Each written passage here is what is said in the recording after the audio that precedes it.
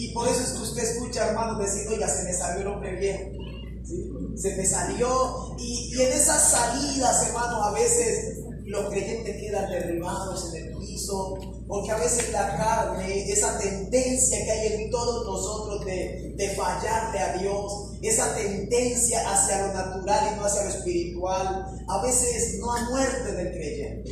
Y luego vimos que hay otro enemigo, y ese enemigo es Satanás. Lo vimos, que dice que ese enemigo, ¿qué ha hecho?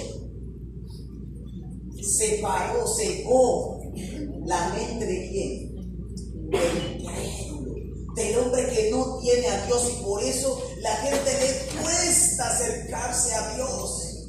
Ese enemigo trabaja en los creyentes también para desanimarlo, y la Biblia dice que no ignoremos las maquinaciones que él tiene, y a veces nosotros ignoramos esas maquinaciones del enemigo. Y cuando el creyente que un día prometió amar a Dios, que realmente dice, yo quiero agradar a Dios, quiero servir a Dios, muchos de ellos a veces son presos de las maquinaciones del enemigo. Este enemigo humanamente nos supera a nosotros, humanamente es más fuerte.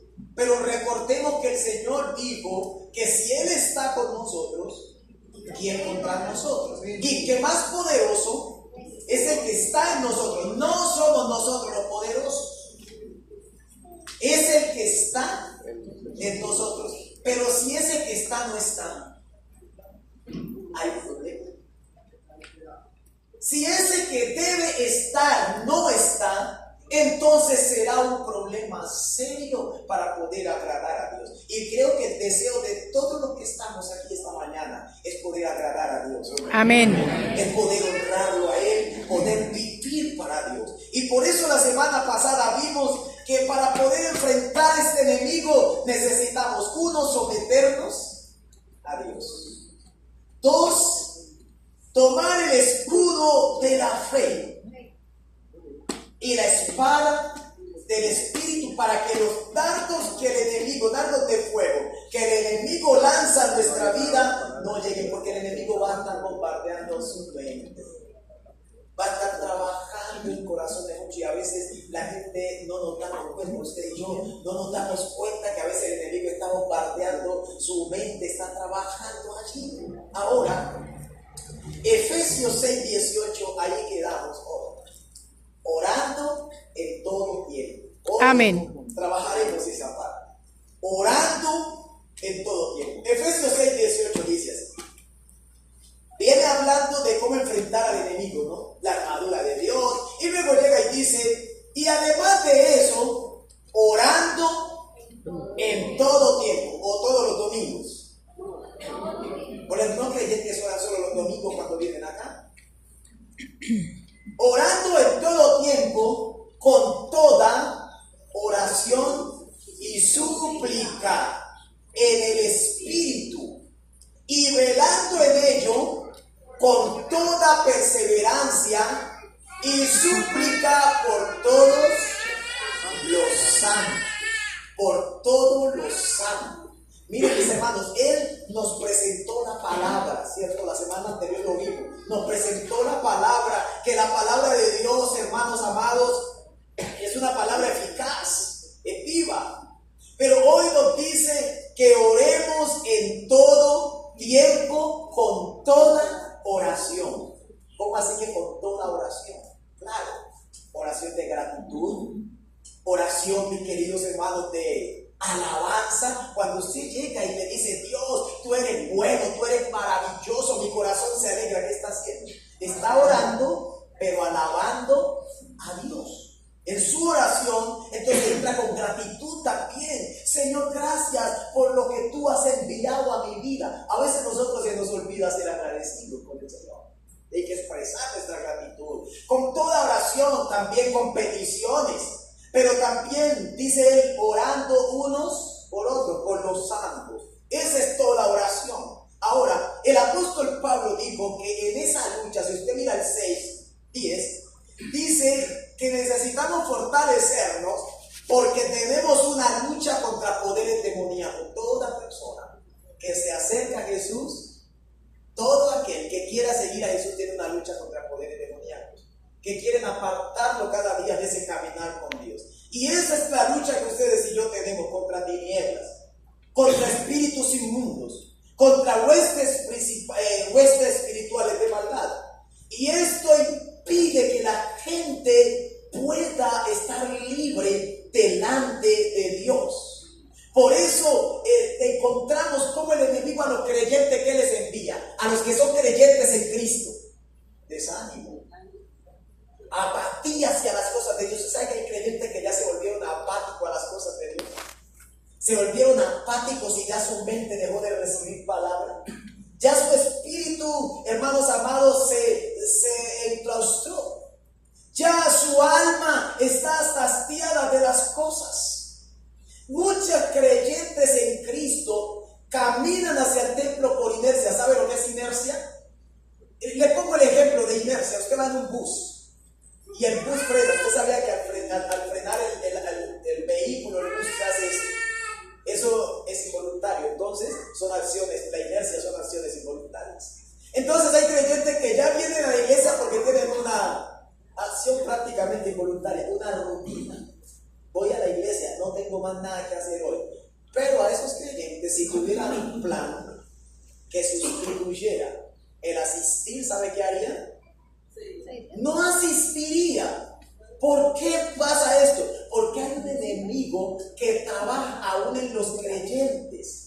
Trabaja en este cuerpo y en algunos le vuelve infructuosa la misma palabra. En algunos vienen y siembra el Señor una palabra y se las roba, se las quita. En algunos creyentes le siembra la tentación, porque la tentación viene de Satanás. ¿Y sabe qué hace el creyente? Cae en la tentación. Y ese es el propósito del enemigo con los creyentes. El propósito del enemigo con aquellos que son verdaderamente nacidos de nuevo no es llevarlos al infierno. ¿Sabe por qué? Porque no puede, porque son de Cristo, porque han recibido al Señor, porque están escritos en el libro de la vida. Creo que usted está escrito en el libro de la vida, ¿o no? Amén. Bueno, amén, gloria a Dios. El propósito de ese enemigo no es que digamos, que ya recibió a Cristo, Cristo está en el corazón, pero llevémoslo y vamos para que Él vaya al infierno. La Biblia dice que las ovejas que son de Cristo, del Señor, nadie las puede Arrebatar de su mano. De su mano. No las puede arrebatar el enemigo. Pero ¿sabe qué hace el enemigo? Lleva a los creyentes para que caigan en pecado. Lleva a los creyentes, mis hermanos amados, para buscar la comunión que ahora tiene con Dios. Por ejemplo, yo no le voy a pedir que ahora levante su mano, pero aquí hay muchas personas esta mañana que tienen mala relación con sus padres. Algunos de los que están aquí, algunos no le hablan a sus padres. Algunos no les gusta compartir con sus padres. Sí. Pero eso no significa que ya no sea hijo, ¿o sí? Sigue siendo hijo. Y hay hijos de Dios esta mañana aquí que son hijos de Dios, pero no hablan con Dios. No tienen una comunión con Dios, porque el enemigo busca que esos creyentes no sean efectivos a la hora de ser victoriosos. Hay creyentes que no son victoriosos y en toda trampa que el enemigo les pone, caen. Toda trampa que el enemigo les pone al frente, allí cayó el cristiano, el creyente, que puede haber nacido de nuevo. Por eso el apóstol Pablo le escribe a los creyentes y les dice, esto es a los creyentes, mire el texto, por lo demás, hermanos míos, ¿a quién le habla? A los hermanos, aquellos que se han entregado al Señor, aquellos que Cristo ha redimido con su sangre, y les dice, hermanos míos, ustedes necesitan estar fortalecidos en Dios. Por si Él pide que estemos fortalecidos en Dios, es porque algo querrá movernos de nuestra firmeza, y en algunas ocasiones lo hace. Logra movernos. Por eso Él les dice a los creyentes, revísense de Dios, revístanse de toda la armadura de Dios, para que ustedes puedan hacer frente a esos poderes de la tiniebla. Y veamos un poco antes de llegar al 18, 6:14, de Efesios 6, donde estamos. Dice, sus lomos estén ceñidos ¿con qué? Con la verdad. Todos ustedes y yo sabemos que la verdad es Cristo. Todos ustedes y yo sabemos que hay una verdad y esa verdad es de Dios. Y hay una verdad absoluta. La gente hoy habla de verdad relativa y cada uno tiene su verdad relativa. Para mí Dios no existe y esa es mi verdad. Y hay que respetarle su verdad aunque esté equivocado. No, yo soy un hombre aunque sea una mujer y hay que respetarle su verdad. ¿Sí me hago entender? Yo soy un perro aunque sea un hombre y hay que respetarle esa verdad. Pero en medio de esas verdades que son unas, perdónenme, pero son unas reales tonterías. En este tiempo la verdad absoluta sigue siendo una. Y la verdad absoluta sigue siendo Cristo. ¿Por qué sigue siendo una verdad absoluta? Porque es una verdad que sigue cambiando vidas. Es una verdad que sigue transformando a las personas. Es una verdad que sigue, hermanos, obrando en el mundo. Esa es una verdad absoluta que no cambia, que no tiene variación. Ahora, fíjense usted, él dice, estén ceñidos. Si la verdad es Cristo, entonces ¿a quién debo estar ceñido? Debo estar ceñido a Cristo. Debo estar unido a Él. El creyente que está unido a Cristo, difícilmente el maligno lo podrá mover. Esta armadura que habla Efesios, cada vez que yo la leo, habla de la vestidura antigua de un soldado romano. Y así como él la presenta, los historiadores dicen que era la forma como ellos comenzaban a vestirse. Lo primero que hacían era ceñirse el cinturón. El cinto era lo primero que se ceñían ahí. Y él dice, usted debe de estar ceñidos a Cristo.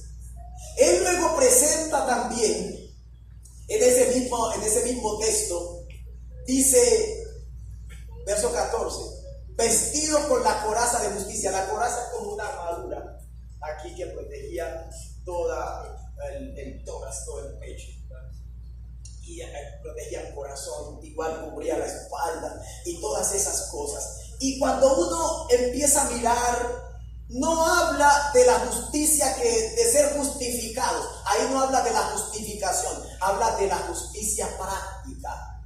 En otras palabras, habla de una vida de rectitud. Esa es lo que está indicándonos eso, una vida de rectitud hacia Dios, pero también una vida de rectitud hacia las personas. Nosotros tenemos que aprender a ser justos, hermanos. Por ejemplo, le digo esto a los padres. Un padre quiere que sus hijos laven una loza, por ejemplo, y él no la quiere lavar. Eso no es justo. La justicia dice, amigos, que yo no puedo pedirle a otro que haga lo que yo no quiero y no puedo hacer. Esa es la justicia. ¿Sí ven? Y él me dice que esa justicia tiene que ver con vivir en rectitud. Por ejemplo, nosotros los padres pedimos a nuestros hijos que hagan algo en lo cual nosotros en nuestra vida también fallamos. Y nos equivocamos. No diga mentiras. Yo cuando era joven era tan obediente, será verdad.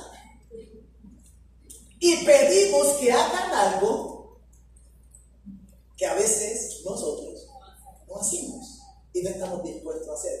Ahora, ¿por qué es tan importante la rectitud? Porque, mis hermanos, la rectitud me libra de darle oportunidad a las tinieblas.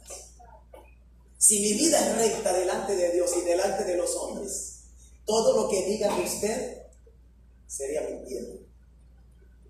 Si es recta. Pero si no es recta, entonces quedamos bajo juicio. Y si quedamos bajo juicio, el enemigo tiene un argumento. Pero si está en rectitud, entonces el enemigo no tendrá ocasión alguna. Por eso él dice, proteja su corazón.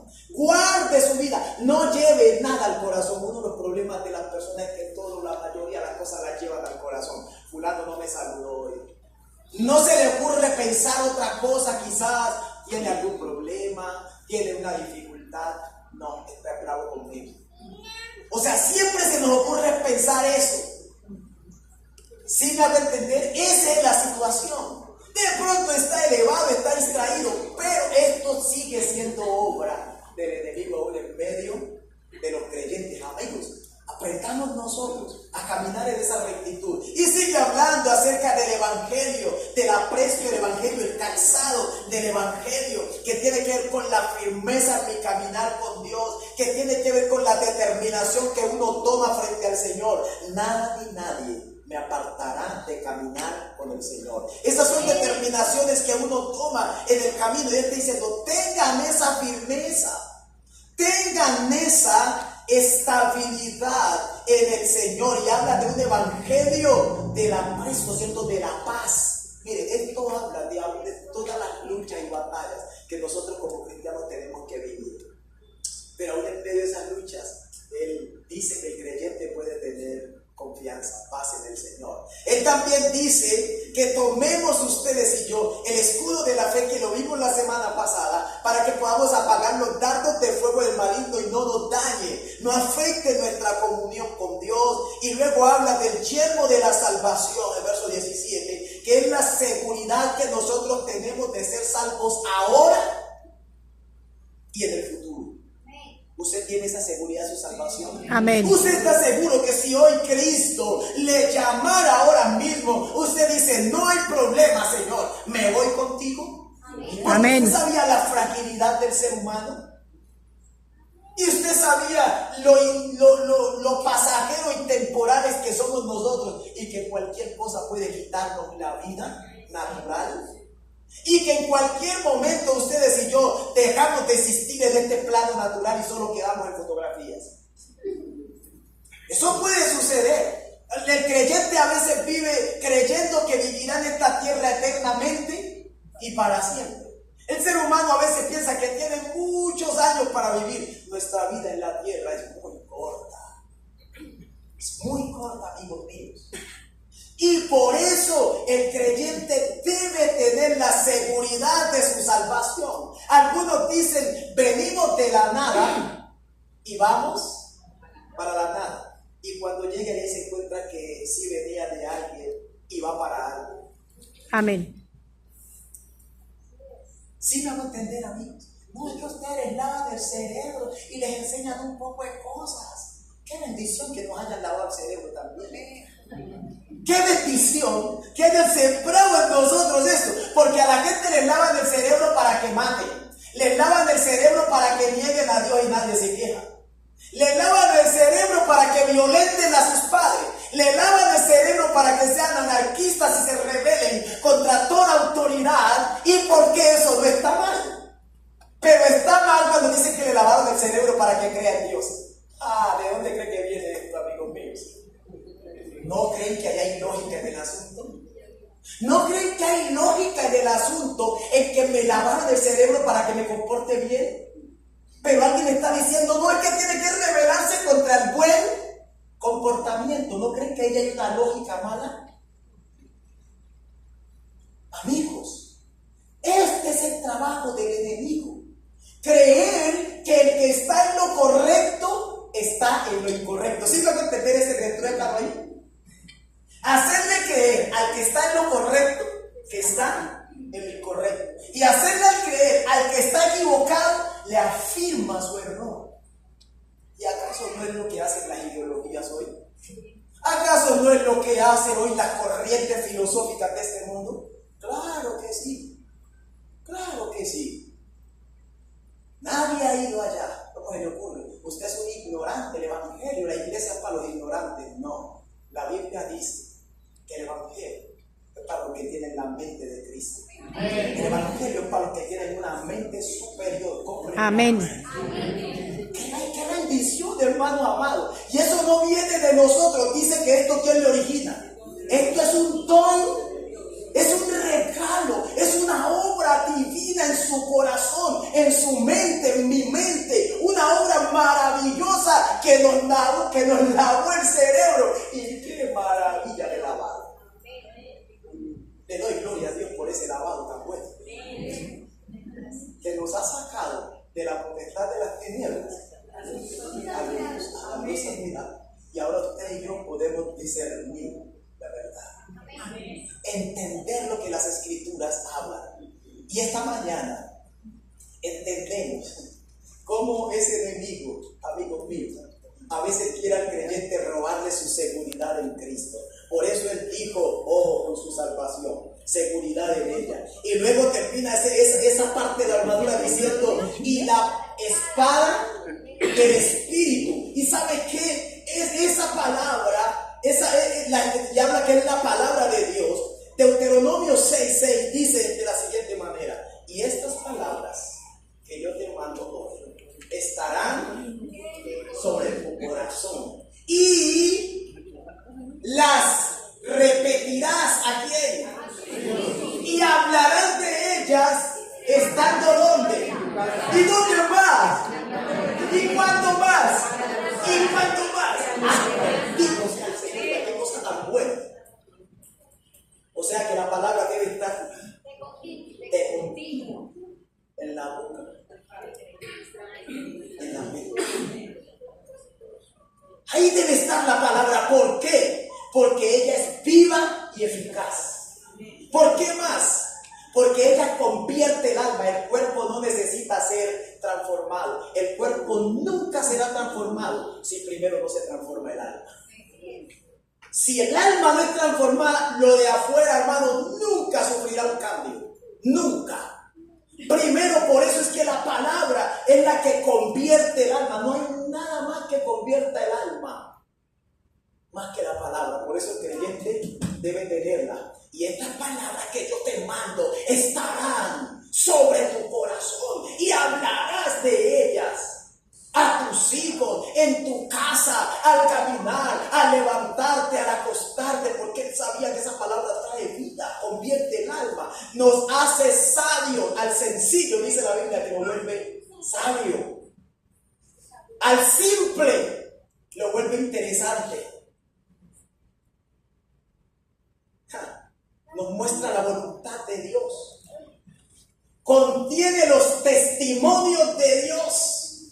Contiene los juicios de Dios.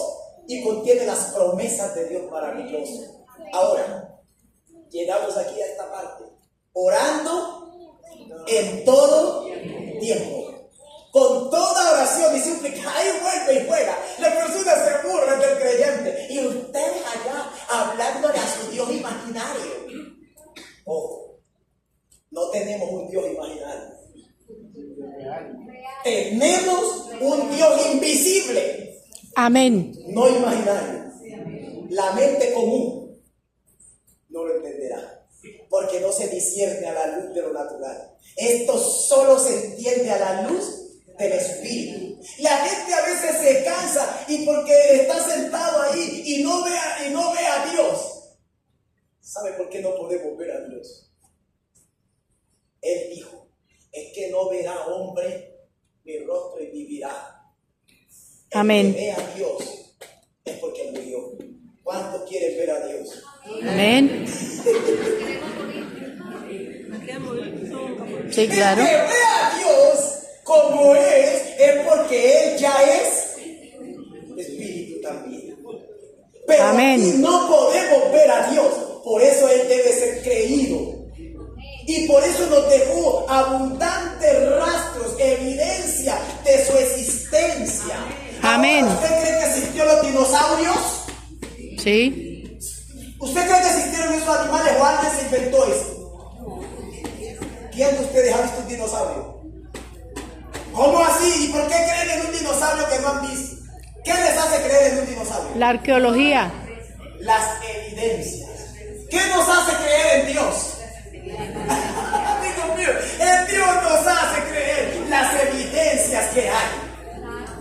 Amén, No amén. lo puedo ver, pero están sus evidencias. Y eso es lo que me lleva a creerle a Él.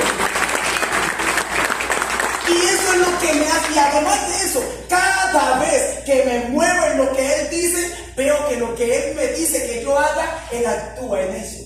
Y lo cumple. Y me responde. ¿Qué más evidencia necesita? ¿Qué más puedo hacer? Negar la existencia de Dios sería tan tonto como negar que no existieron esos grandes animales.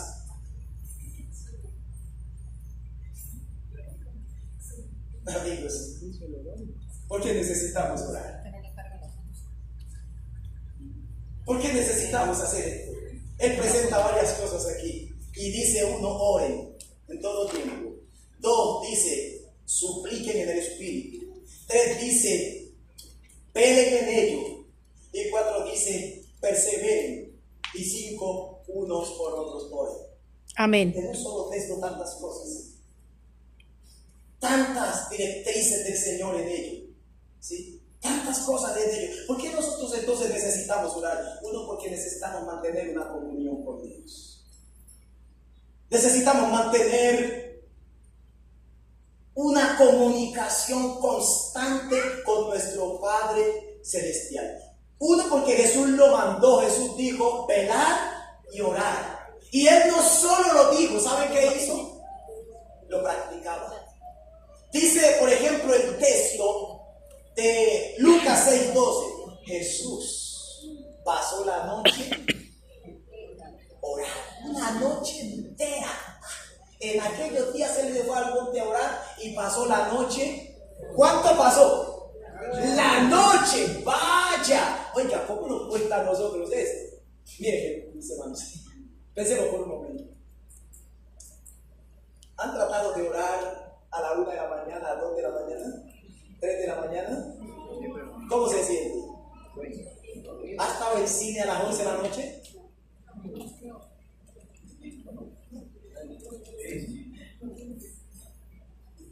Hermano, no, eso ya es emocionante, eso no da sueño para nada. ¿Sí o no? Yo le animo a que haga el experimento si quiere. Todo esto es difícil porque recuerden que hay un enemigo que no quiere que nosotros nos acerquemos a Dios. Y miren esto, trate de orar después de las 9, 10 de la noche y quédese quieto un momento meditando en Dios, meditando en su palabra. Posiblemente despierte al otro día a las 7 de la mañana. Arrodíllese en su cama, sí, claro.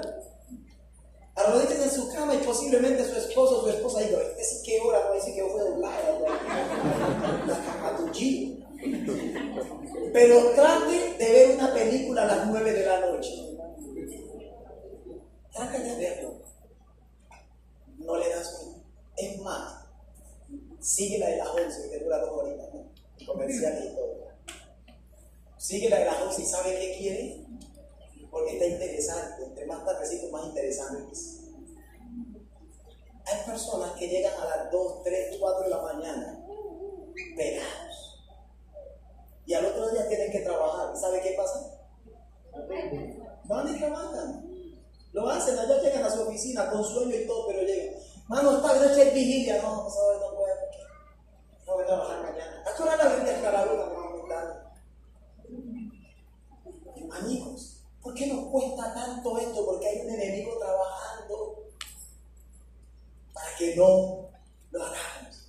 Para que nuestra comunión con Dios no se rompa. Él sabe que una persona que logre tener una comunión con Dios perfecta es una persona que va a estar firme en la fe. ¿Y sabe qué pasaba la noche? ¿Qué hacía Jesús en la noche? No era que él se metía allá y llevaba su almohadita y allá en el monte bajo el pino. No, es que hablaba toda la noche con el Padre. Por ejemplo, una de esas noches fue cuando fue a escoger a sus discípulos. Pasó toda la noche orando. ¿Y sabe cuánta gente seguía a Jesús? Dice multitudes. Y ahora escoja pues discípulos dentro de esa multitud, solo a 12. Yo me lo imagino a Jesús, no, sin orar, ¿no? Pensemos a Jesús sin buscar la dirección del Padre. No, lo veo como intelectual, tiene buena palabra, ese discípulo se puede hablar muy bien. Y a ese me acuerdo, este era, sí, claro, este era un empresario, no, él puede llevar las cuentas, que tiene la capacidad de estudiar, no. Oiga, hermano, escogió a los menos aptos. Un montón de pescadores ahí, hermano, que lo único que sabían era tirar a la raya y arreglar pescado. Otros hermanos enemigos declarados del pueblo porque era cobrador de impuestos. Otro un subversivo hermano que estaba buscando cómo unirse a la rebelión para pelear contra los romanos. Y otro que dijo, apenas me da oportunidad, los niego y les entrego por plata. Y esos fueron los discípulos. ¿Quién cree usted que le dijo a Jesús esos son? ¿Por qué? Porque pasó la noche pidiéndole a Dios, y cuando llegó allá no se puso a titubear a ver quiénes son, a cuántos les gustaría trabajar en el ministerio tal. No, Jesús no se puso a preguntar quiénes quieren trabajar. Él sabía por qué. Porque había estado hablando con el Padre. ¿De qué hablaba Jesús con el Padre? ¿De qué habla usted con su papá? Hermano, uno con el papá habla de todo. Jesús hablaba con el Padre. Y la Biblia registra algunas de las cosas que hablaba con el Padre. ¿Sabe qué hablaba él con el Padre? Él con el Padre hablaba de sus propósitos. Dios, Padre mío. Porque Jesús a él no lo llamaba gran rey. Nosotros se nos metió en la mente que para orar tenemos que llamar benignísimo Padre, misericordia, inmolado en la cruz. Nosotros unas oraciones tan misteriosas y tan místicas, hermano, que yo humanamente me imagino a Dios rascando y tanto donde inventó esas palabras. ¿Sí? No, las palabras no deben ser rebuscadas. ¿Cómo llamaba Jesús al Señor? Lo llamaba Padre. ¿Y cómo le respondemos a nosotros al Padre cuando nos da una dirección, el Padre natural? ¿Cómo le respondemos? Sí, Señor. Esas son las palabras que Jesús usaba. Padre. Y cada vez que oraba, ¿cómo iniciaba su oración? Padre. Jesús hablaba con el Padre del propósito que el Padre tenía con él. Miren, por ejemplo, Padre, el camino que me espera es muy duro, pero que no se haga. Hablaba de su propósito en la tierra. Hablaba de su propósito. ¿Usted sabe cuál es su propósito en la tierra? ¿Por qué no podemos hablar con el Padre de nuestro propósito? Porque a veces no sabemos. ¿Y por qué no se descubre cuál es el propósito? No, el otro domingo lo veremos. ¿Por qué no se descubre cuál es el propósito que Dios tiene conmigo? Porque hay gente que está pensativa diciendo, ¿esto será el propósito de Dios para mí? Yo no creo, pero le voy a hacer de todas maneras. No puede hablar con Dios claramente de su propósito porque no sabe. Jesús tenía claro y hablaba con Dios Padre, pero si esa es tu voluntad, estoy dispuesto a someterme. Te alabo, Padre, porque así te plació. Hablaba de lo cotidiano. ¿Sabe cuándo dijo eso? Te alabo, Padre, porque a ti te plació dar el reino a estos pequeñitos. Hablaba con Dios de lo que le pasaba. Uno llega donde su papá, ay papá, ¿cómo le parece que si está en la universidad? Oiga, la universidad estuvo dura hoy, pero lo lograré. Si no lo logró, llega callado. ¿Y cómo va? No, vea. Pero amigos, es decir, Jesús hablaba de lo que le pasaba, de todas las cosas, pero hablaba de algo más. Hablaba con el Padre de sus discípulos. Y esa charla de Jesús con el Padre que yo registré en San Juan 17. Iba donde mi Padre, Padre, aquellos que me has dado, esos que me entregaste, y no solo, Padre, oro por ellos, sino por los que allá en el 2025 en Bucaramanga estarán congregados también el 6 de julio del 2025, Señor. Oro también por ellos, para que ellos sean uno, para que se amen. Miren qué hablaba el Señor Jesús con el Padre. ¿Qué hablamos nosotros con nuestro Padre Celestial? Padre, estoy harto de esa iglesia. Padre, usted no me llevó. Yo creo que usted no me llevó allá. Señor, presénteme otra para dónde ir. ¿Qué oraciones tan feas? ¿Sí o no, hermanos? No, mire, hablemos con el Padre de lo que Él tiene para nosotros. ¿Dónde encuentro lo que Él tiene para mí? La palabra. Pues, no es el micrófono, no. La palabra, hablemos con Él de su palabra. Aquí nos dice lo que Él tiene para nosotros. Padre, tú dijiste que tenías una morada para mí. Señor, estoy contento, Padre, por esas moradas. Ayúdeme, Señor, para que yo un día pueda llegar allá, Señor, victorioso a la morada que usted tiene. ¿De qué estaría hablando ahí? De la promesa. ¿Puedo hablar con el Padre de sus promesas o no? Amén. ¿Puedo hablar con el Padre casa? Claro, mire, amigos, hermanos, hablemos de nuestra familia con el Padre, ¿o no? Amén. Amén, Señor, estoy harto de la familia. Son tan difíciles, Señor. ¿Por qué no me pusiste en otra familia, Padre? Yo vivía feliz antes de conocer a ese hombre. Era feliz sin conocerla a ella, pero mire, Señor, se me amargó. No. La Biblia habla, por ejemplo, que Jacob llamaba a sus hijos y los bendecía. Dan, tú vas a estar en las costas. Neftalí, tú vas a hacer esto. Judá, tú eres león de cacho. Y a cada uno le daba palabra. Amén. Llegaban de Judá, tú eres el guerrero. Y a cada uno lo llamaba y lo bendecía. Aleluya. Sin entender, mis hermanos, a dónde apunto. Ay, hermanos, las oraciones de nosotros, miren, hay dos cosas que nosotros tenemos que aprender a hacer con nuestros hijos. Uno, orar por ellos y bendecirlos. Es muy diferente. Orar lo vimos en algún tiempo. ¿Qué es orar por ellos? Ir donde el Padre y hablar del Padre de ellos.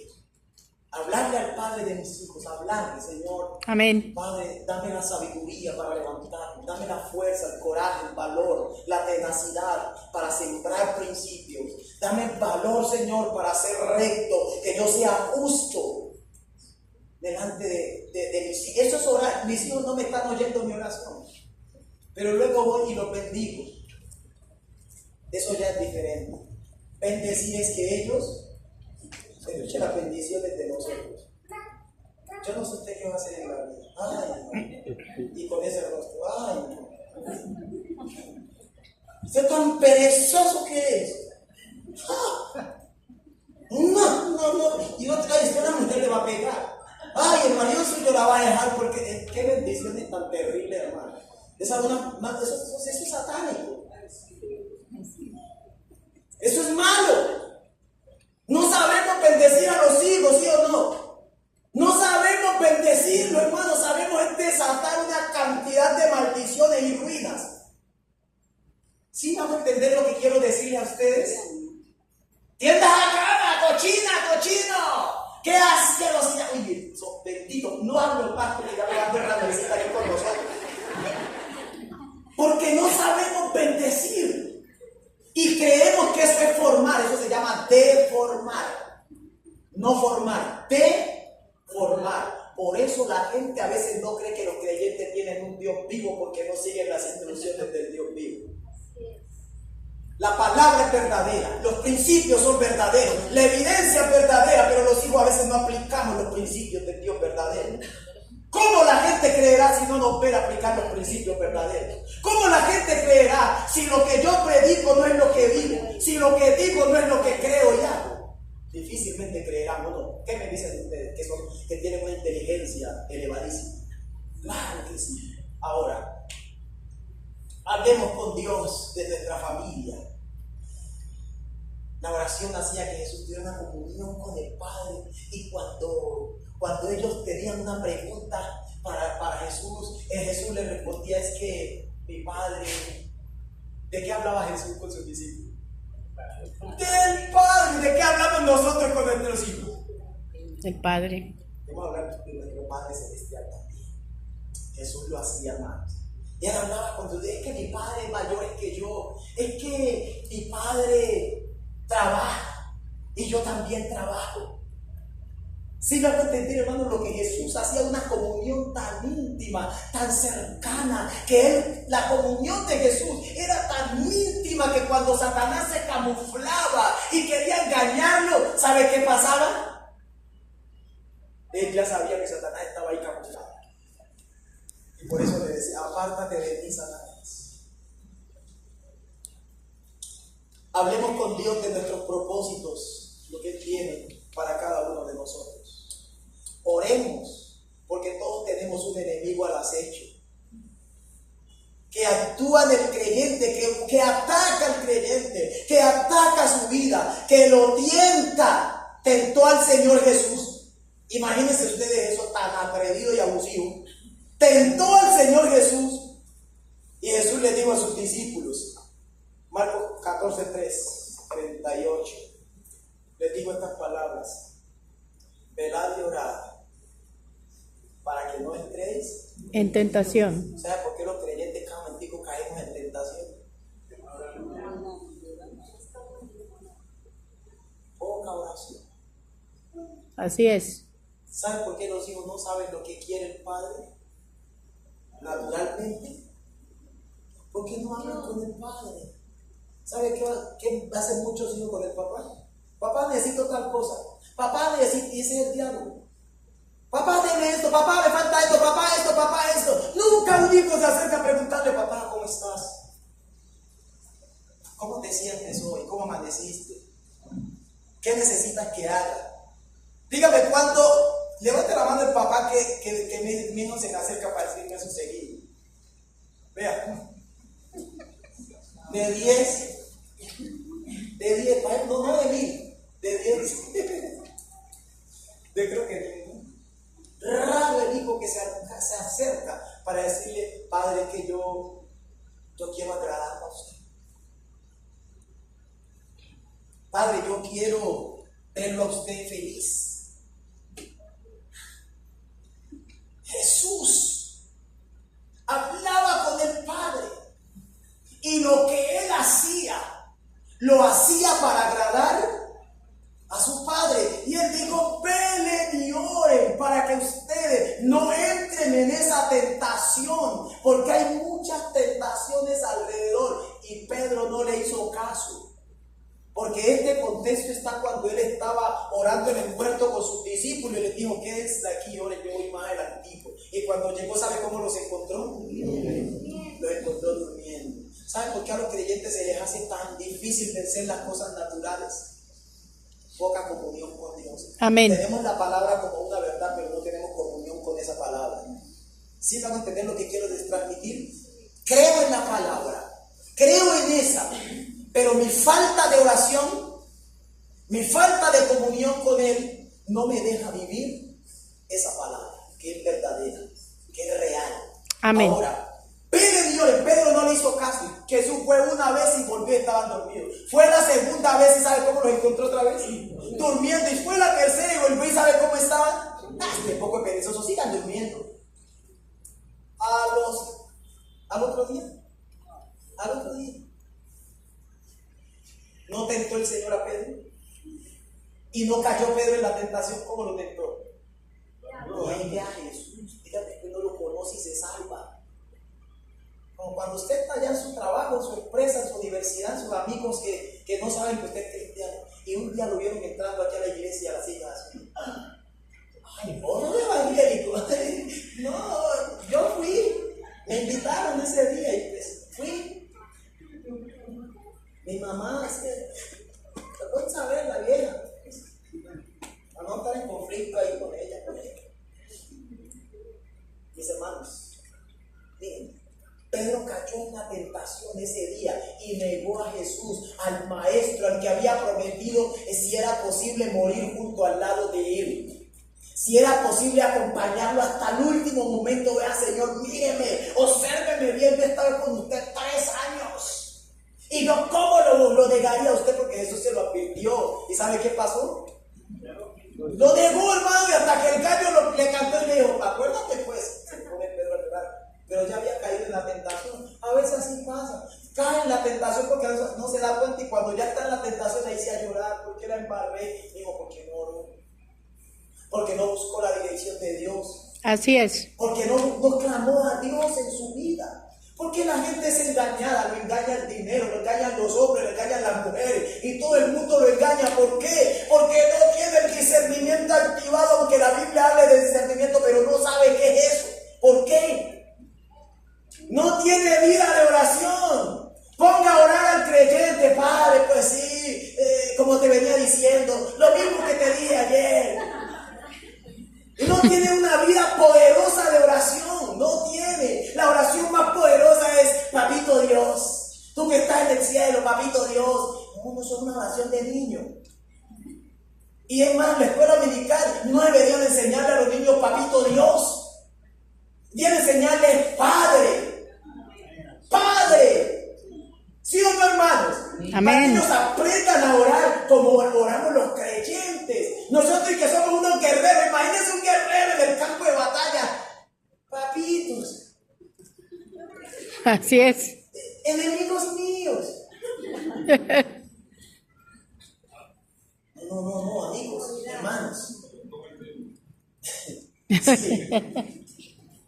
Él dice súplica. ¿Usted sabe qué es una súplica? Dice la Biblia que la intensidad de la oración de Jesús era tan fuerte Aleluya. que le caían como gotas, le caían gotas de sangre de la intensidad de su oración. ¿Quiere mirar la intensidad de oración? Lea San Juan 17 para que escuche cómo Jesús oraba por sus discípulos. Así es. Elías, dice la Biblia, que Elías era un hombre sujeto a pasiones como nosotros. Y dice la Biblia que él oró fervientemente. ¿Y sabe qué hizo el Señor? Descendió fuego, hermano. Pero dice que oró fervientemente. Y descendió ese fuego, mis hermanos. La gente hoy se sigue preguntando: ¿y dónde está Dios? ¿Por qué Dios hoy no le habla a los creyentes? Sencillo, hermano. Porque los creyentes no quieren hablar con Dios. Así es. Los creyentes queremos hablar con YouTube. Queremos hablar con TikTok. Los creyentes queremos hablar con Facebook también. Con Instagram. ¿Qué es eso? Responden más rápido. Usted le pregunta a la inteligencia artificial, hermano. Oiga, un hermano, oiga, pastor, mire que uno, si quiere componer una canción rápido, uno le da la idea a la IA esta. Y ella se la compone. Y si quiere que le ponga música, también le pone la música. Oiga, terrible, ¿no? Tremendo. ¿Sí ven? Es que esa responde rápido, pero con Dios se requiere paciencia. Así es. Con Dios hay que tomar tiempo para oír sus directrices. Aleluya. Con Dios hay que sacar tiempo para que Él nos hable y nos direccione. Nosotros vamos donde Dios y como estamos acostumbrados al instantáneo, mire, a café instantáneo, chocolate instantáneo, ¿sí o no? Dinero instantáneo. Usted toma una cosita y la mete en un cajón, le bota plata. En su teléfono y le saca dinero a lo que sea. Todo instantáneo, matrimonio es instantáneo, noviazgo es instantáneo, todo, divorcio instantáneo, todo instantáneo. Estamos acostumbrados a ese estilo de vida. Así pasa, hermano. Uno hermano ve a una persona con su esposa andando hoy, como al año la vuelve a ir. Y ya uno no sabe si preguntar, uno veces queda uno callado. A mí se queda uno callado porque uno no sabe si es una hermana o ya cambió esposa. Entonces mejor se queda uno callado y uno con el tiempo descubre. Sí, claro, yo sí sabía. Pero bueno, este asunto, mis hermanos, el creyente sin oración vive en derrota. Cae en la tentación. Lo engañan facilito, hermano. Y termino con esta historia. Josué siempre le había pedido dirección a Dios para hacer todo. Señor, ¿cómo hacemos para pasar el Jordán? Tranquilo, primero entren los sacerdotes con el arca. Señor, ¿cómo hacemos para derribar Jericó? Tranquilo, denle 7 vueltas a la muralla. Y un día no le consultó a Dios. Y llegaron unos personajes llamados los Gabaonitas. Era una nación de lo que ellos tenían que despojar. Oiga, es que lo que Josué 9. Y no le preguntó nada a Dios. Y llegaron los Gabaonitas y miren la astucia que usaron. Como sabían que Israel iba a conquistar todos esos territorios por palabra de Dios. Hermanos, se disfrazaron con ropas viejas, con panes todos mohosos. Y llegaron donde Josué y le dijeron: es que tus siervos hemos escuchado de todas las grandes obras que Jehová ha hecho con ustedes, que Dios ha hecho con ustedes.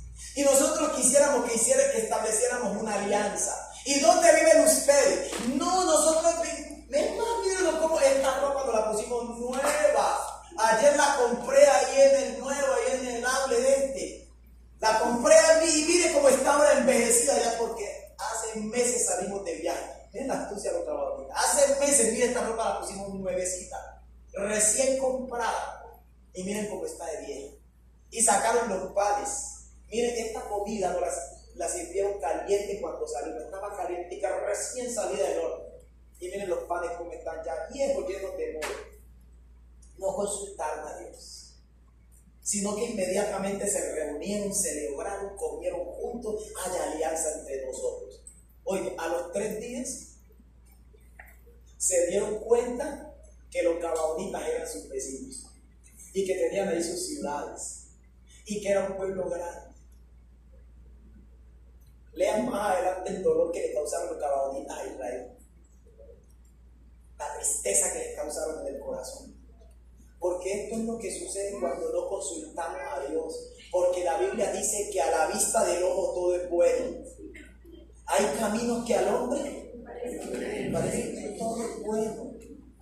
Todo es bueno. Llegó el joven a la iglesia y como vio una niña joven, hermosa, linda en la iglesia, se va disimuladito y la pisa. Esta es antes que otro la pise. Para mí. Yo les recomiendo que no me pongan a andar pisando por ahí zapatos y esas cosas. Busque a Dios. Amén. Órele a Dios. Clame a Dios. Clamor a Dios. La oración es mi diálogo continuo con Dios. Mi oración es mi diálogo, pero mi clamor son momentos específicos donde le pido a Dios, clamo a Dios, ya sea por un hermano, por una situación, que algo suceda. Elías necesitaba que ese día cayera fuego del cielo y clamó a Dios. Una oración fuerte, una oración de súplica profunda. A veces nosotros nos equivocamos mucho, hermanos amados, mucho.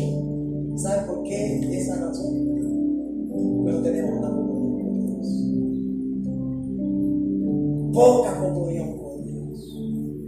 Dijo el Señor, según a los Tesalonicenses 5:17, orar sin cesar. ¿Cómo así? Entonces no puedo trabajar. No puedo hacer más nada sino solo orar. Amigos, Dios es omnisciente. Amén. Eso? Todo lo sabe. Lo que pienso en mi mente ahora mismo lo sabrá Dios. Aleluya. Él lo sabe. O sea que si yo estoy en un lugar, voy en un bus, yo puedo ir hablando con mi Padre Celestial. Si estoy haciendo un almuerzo y si estoy haciendo la cena, estoy hablando con mi Padre. Amén. Estoy hablando con Él. Estoy hablando con Él de mis hijos continuamente. Estoy hablando con Él de mi esposo, de mi esposa, de mi empleo. Hable con el Padre de todo. Sobre todo hable con Él de su palabra. Amén. De su palabra. Y entonces el Señor me agrada como hablo con Él. Yo tengo un papá muy bueno. Mi papá le agrada hablar conmigo. Y a mí me agrada hablar con Él. ¿Sabe por qué? Porque nos entendemos. Así es. Porque tenemos temas, cosas de qué hablar. Pero el hijo hermano que caminan horas al lado de su madre, no tiene nada que hablar. Qué bueno que con nuestro Padre Celestial podamos hablar todo el tiempo. Amén. Cuando me levante, cuando salga de casa, cuando haga todo lo que tengo que hacer, guiado siempre por Él. Nos queda algo. Hay 2 tipos de oraciones que los creyentes deben practicar. Oración congregacional. Es necesario que ustedes y yo oremos. ¿Cuándo se reúne la iglesia aquí a orar que no sea un domingo? ¿A qué horas? A las 4:30 están orando aquí, hablando la congregación con el Padre. Esos son momentos para clamar, ¿sabían? Esos son tiempos para clamar. ¿Vienen cuántos? 3. 6. Bueno, 6 que les gusta hablar con el Padre congregacionalmente. Usted también puede unirse y venir el martes a las 4:30 a clamar. Amén. A esa hora están las novelas turcas. ¿Sabe que ahí sabía usted que ahí los musulmanes están evangelizando a través de sus novelas? ¿Sí? Están vendiendo su mensaje. Es el credo que más está creciendo ahora en el mundo. Los musulmanes. Pero también usted puede venir aquí a clamar a Dios. Pero hay una oración de la cual hablaremos el próximo domingo. la oración del secreto. Aleluya. La oración que me lleva a donde está Dios. Y la oración en la cual Dios me responde. Pero la hablaremos el otro domingo.